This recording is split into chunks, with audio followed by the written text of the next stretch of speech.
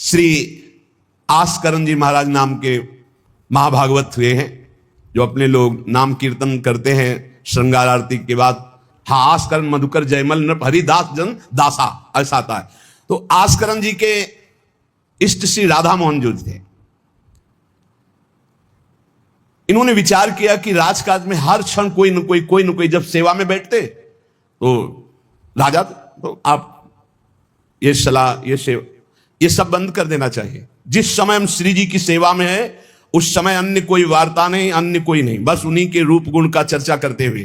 अगर हम सेवा में हैं तो उनका चर्चा का तात्पर्य है पद गुनगुनाते, जिस समय की जो हम सेवा कर रहे हैं उस समय के पद गुनगुनाते हुए या उनकी रूप माधुरी में चित्त लगाए हुए सेवा में।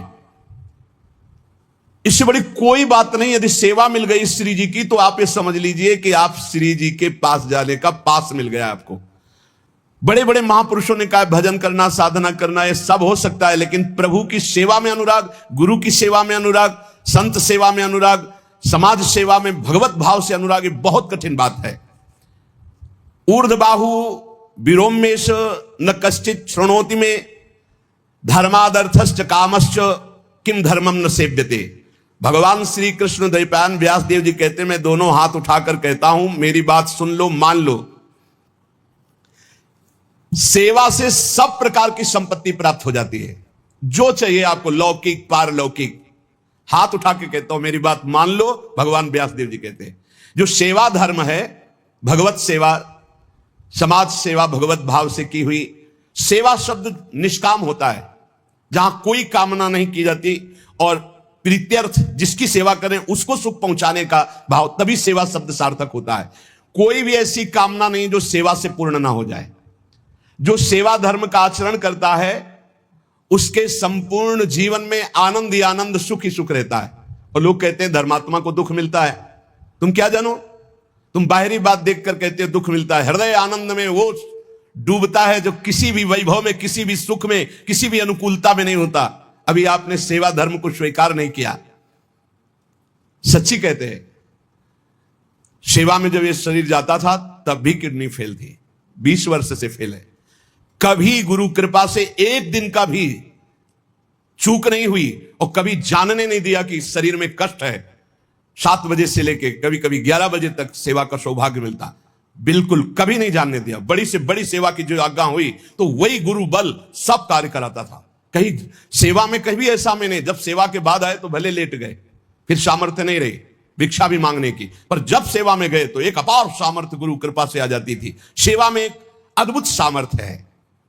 समस्त कामनाओं के बीज, वासनाओं का नाश करने की सामर्थ्य भगवत सेवा में है। श्री आस्करण जी ने अपनी सेवा को सुरक्षित रखने के लिए, ये नरवरगढ़ के राजा है, राजा को बहुत से कार्य होते हैं, पता नहीं किस समय कौन सी राजकीय व्यवस्था के लिए आवश्यकता पड़ जाए, तो ठाकुर सेवा में एकाग्रता की बहुत आवश्यकता होती है। पत्रावली तो सिर्फ पत्रावली पे ध्यान है, इधर उधर नहीं तो पत्रावली बिगड़ जाएगी, वो पत्रावली मानी नहीं जाएगी आपकी। भोग लगा रहे हैं तो सिर्फ एक एक कवल पे ध्यान है आपका। बैठे हैं, प्यारे जू कैसे पा रहे हैं, हित सजनी जू कैसे पवा रहे हैं, प्यारे जू कौन सी पदार्थ की तरफ देख रहे हैं, लाडली जू कौन से पदार्थ की तरफ देख, पूरी भावना में उसे डूब। श्रृंगार तो श्रृंगार कर रहे हैं, स्नान तो स्नान, मतलब सेवा में पूरी तन्मयता आवश्यकता है। अगर तन्मयता नहीं तो फिर बिगड़ जाएगा। तो नरवरपुर ताको राजा नरवर जानो, मोहन जू धरिए सेवा नी के करी है। घरी 10 मंदिर में रहे चौकी द्वार, पावत न जान को ऐसी मति हरी है। पर्यो को काम आए अब ही लिवाए ल्याओ, कहे पृथ्वीपति लोग कान में न धरी है। आई फौज भारी सुधि दीजिए हमारी, सुनी बहु बात टारी परी बात कर भरी है। मनुष्यों में श्रेष्ठ आस्करण जी ये नरवरगढ़ के राजा थे। इनके ठाकुर का नाम राधा मोहन जो था। ये प्रेम पूर्वक उनकी सेवा में कोई विघ्न न हो इसलिए 10 घड़ी तक का कठोर आदेश दे दिया था। 24 मिनट की एक घड़ी होती है, तो 10 घड़ी कितने हुए? 4 घंटे। 4 घंटे तक कोई भी अगर सूचना देने आया तो दंड प्राप्त करेगा, वो दंड उसको मिलेगा। 4 घंटे तक सूचना भी नहीं देनी है। जिस समय वो राधा मोहन जी की सेवा में गए तो द्वारपाल खड़े हो जाते थे, कोई भी अंदर प्रवेश नहीं करेगा, किसी भी तरह की कोई विपत्ति आ जाए, आग लग जाए, फिर भी सूचना नहीं देनी है 4 घंटे सेवा में। ये शिक्षा लेनी चाहिए। अपनी जब ठाकुर सेवा करें, हम कहते तभी करो, सब निपटा लो पहले फिर ठाकुर सेवा करो। ऐसा नहीं है कि जल्दी जल्दी तुम्हारा चित्त कहीं लगा हुआ है। अगर घर गृहस्थी में हो तो हम कई बार एकांतिक में बोल चुके हैं, पहले अपने पति पुत्र की तैयारी कर दो, उनको ऑफिस जाना है, उनको विद्यालय जाना है, सबकी तैयारी कर दो, जय जयकार करके उनको पवाओ, फिर इसके बाद अपने ठाकुर को स्नान कराओ, ठाकुर को भोग लगाओ, निश्चिंत हो करके। चित्त वृत्ति बार बार दौड़ रही है, ठीक बात नहीं। अगर हमें कभी कोई और कार्य हुआ तो हम पहले वो कार्य करते थे, फिर राधा वल्लभ जी के दर्शन जाते थे, क्योंकि हम राधा वल्लभ जी के दर्शन में खड़े वही चिंतन करेंगे, वो उनके पास जाना है तो पहले उनके पास हुआ है, फिर अगर कोई कार्य है तो हम वो निपटा के तब जाएंगे। ऐसी सेवा में अन्य कोई वार्ता नहीं, अन्य कोई चिंतन नहीं, अन्य कोई हमारी क्रिया नहीं, केवल सेवा में तत्पर। इसलिए उन्होंने कठोर नियम लगा रखा था, 4 घंटे तक कोई सूचना भी नहीं देगा। और आप मंदिर में राधा मोहन जी को 4 घंटे स्नान कराना, श्रृंगार कराना, आरती करना, फिर आरती करके भोग आदि सब करके फिर दंडवत करना। दंडवत के बाद जब प्रसाद चरणामृत लेकर उठते तब कोई बात हो तो बता सकते हैं। वो भी बात जब श्री जी की चिक डालकर बाहर निकले, उस समय द्वार पर चौकीदार बहुत सावधानी से कोई भीतर न जाने पावे। देखो, महापुरुषों से हमको शिक्षा मिलती कि हम कैसे ठाकुर सेवा करें। ठाकुर जुगल किशोर हमारे, इनकी सेवा हम कैसे करते हैं। आप 4 घंटे एकाग्रचित होकर केवल सेवा में ही डूबे, बड़ा सुख मिलता है। जब अपने श्री जी सौभाग्य दिए थे सेवा करने का, तो जैसा श्रृंगार करने के बाद जब दर्पण दिखाते थे तो रोना आता था। अपने प्रभु को श्रृंगारित देखकर जो हृदय में सुख मिलता है, रोम रोम आनंदित हो जाते थे। कभी कभी 2-2 बजे दोपहर तक बैठे फिर भिक्षा मांगने जाते थे। श्रृंगार करने के बाद पथ सुनाओ उनको, फिर उनकी रूप माधुरी देखो। भक्तों के नेत्र अलग होते हैं तो प्रभु उनका रसास्वादन भी अलग ही करवाते हैं। एक बार क्या हुआ, आवश्यक कार्य से नरवरगढ़ में दिल्ली के बादशाह का आगमन हो गया। बादशाह जो सैकड़ों राजाओं के ऊपर होता था, और ये नरवरगढ़ के राजा थे। उसने आज्ञा करी, जाओ आस्करण जी को हमारे सामने जल्दी लिवा करके लाओ।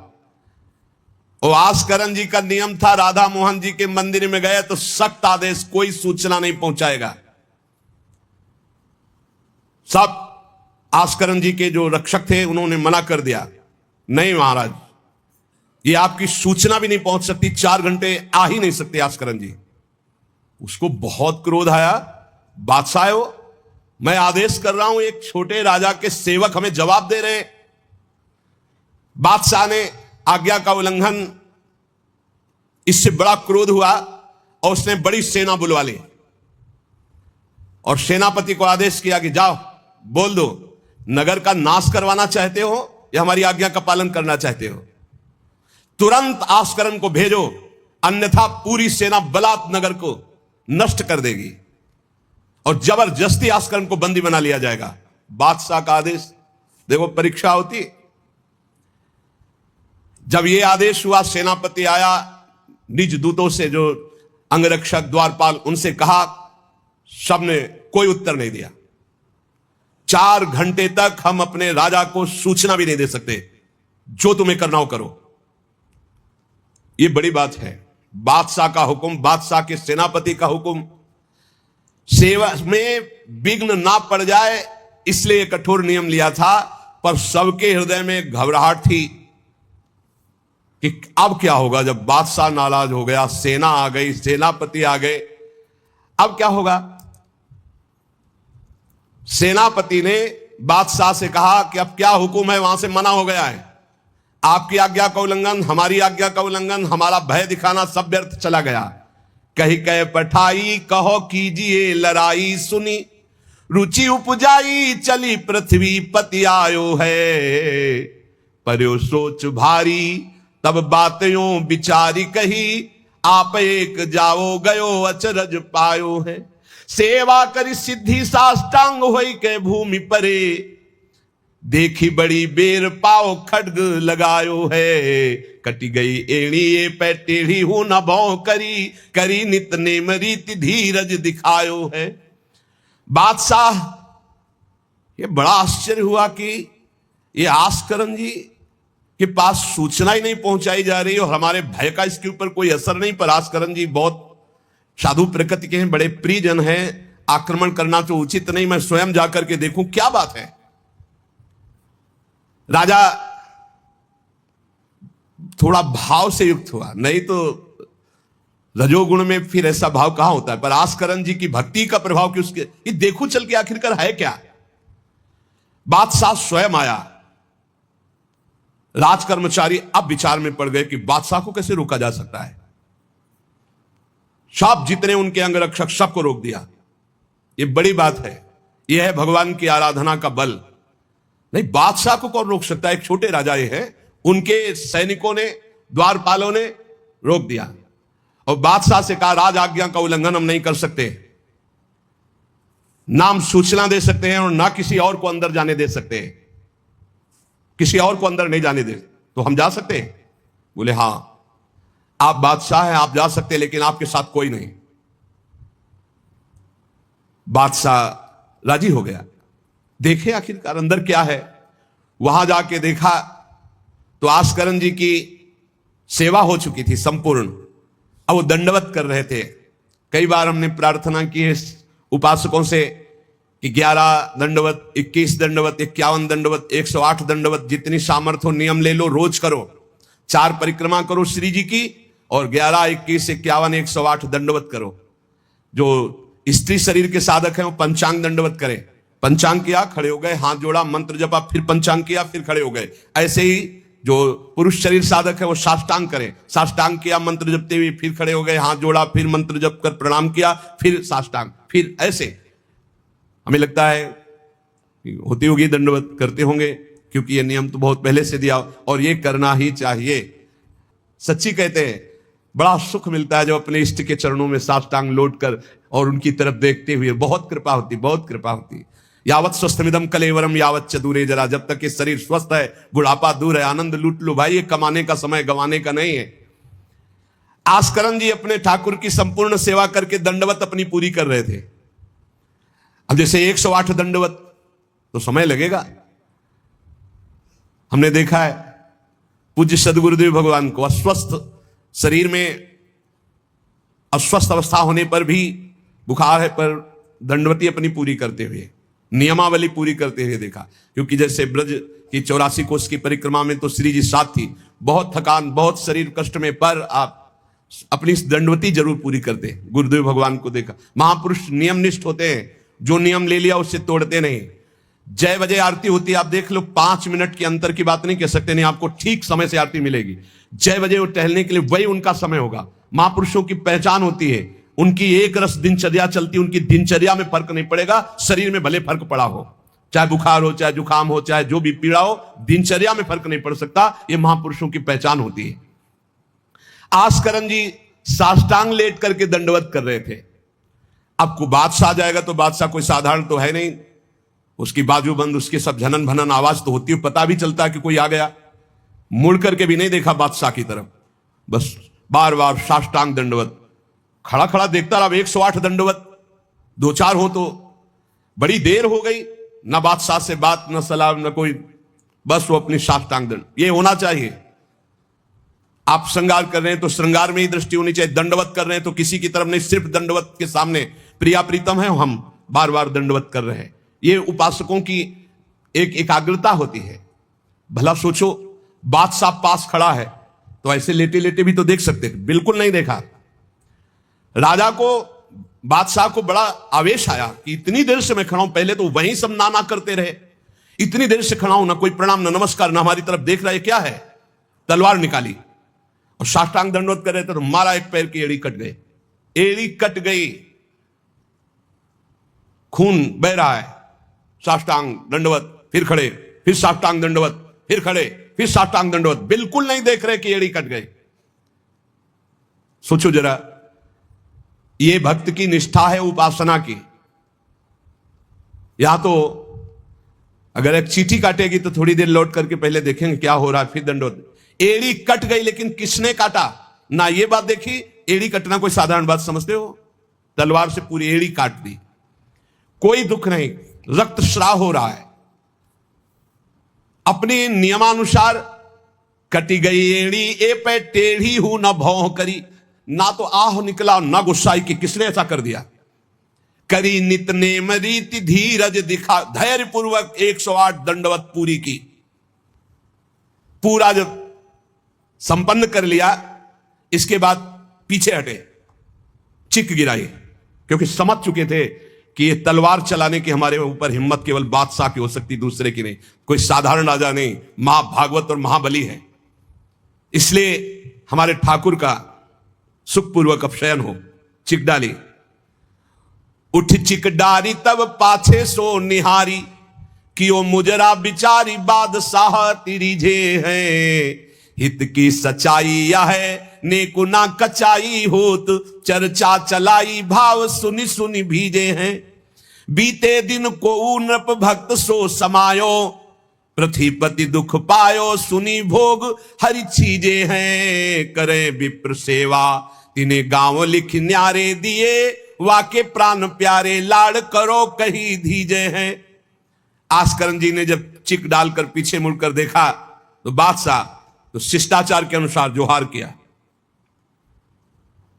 राजा की भगवत सेवा, नियम निष्ठा, ये देखकर बादशाह बहुत प्रसन्न हुआ और कहा मैंने आज देखा ईश्वर के प्रेम की सच्चाई को। तुम्हारे में थोड़ा भी बनावटीपना नहीं, थोड़ी भी शिथिलता नहीं, तुम अपनी निष्ठा के धैर्यवान वीर हो।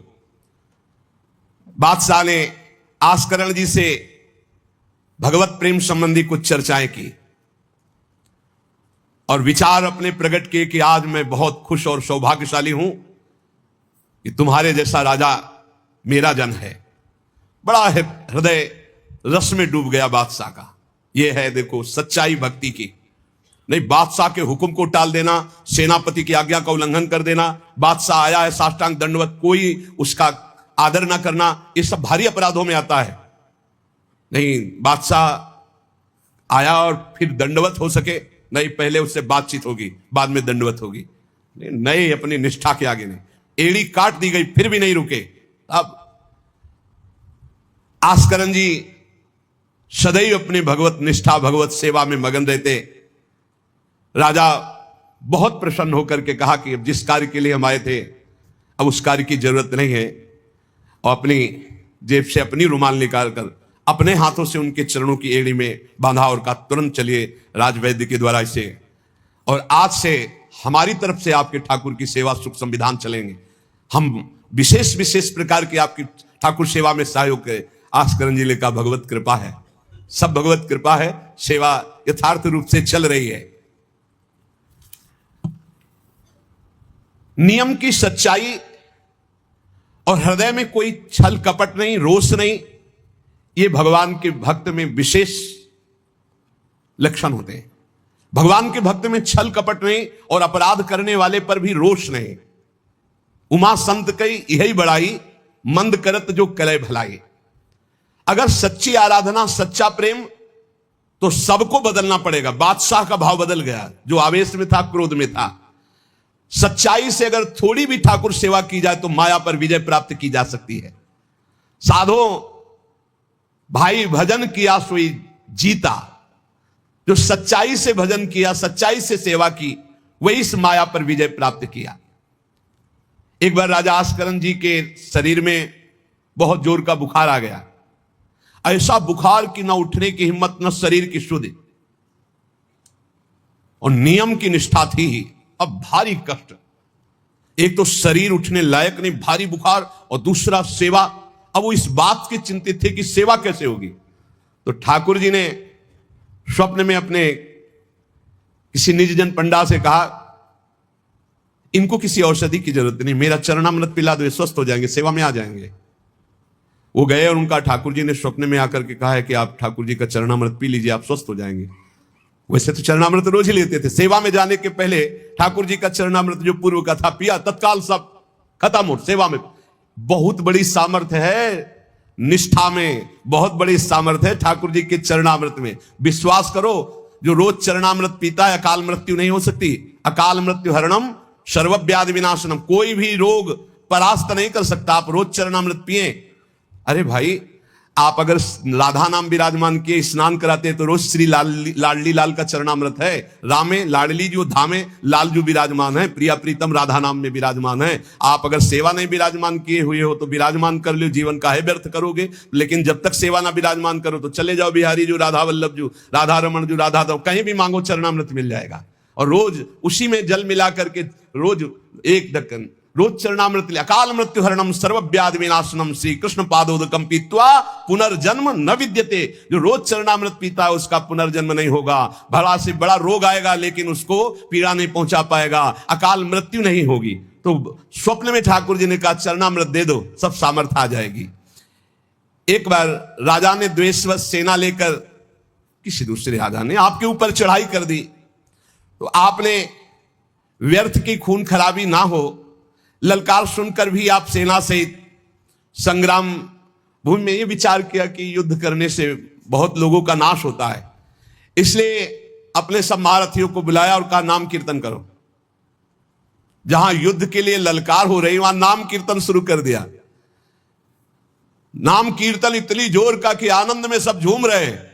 और उधर एक बादल की ऐसी टुकड़ी आई कि इतने ओले बरसे कि जो विपक्षी सेना थी, मैं राजा और विपक्षी सेना सब भाग गए और ये अपनी तरफ कीर्तन ही करते रहे, लड़ना ही नहीं पड़ा। भाव ये है कि जो भगवान में चित्त जोड़ता है, भगवान नाम कीर्तन करता है, भगवत सेवा परायण रहता है, सारे विघ्नों का निवारण स्वयं भगवान करते हैं।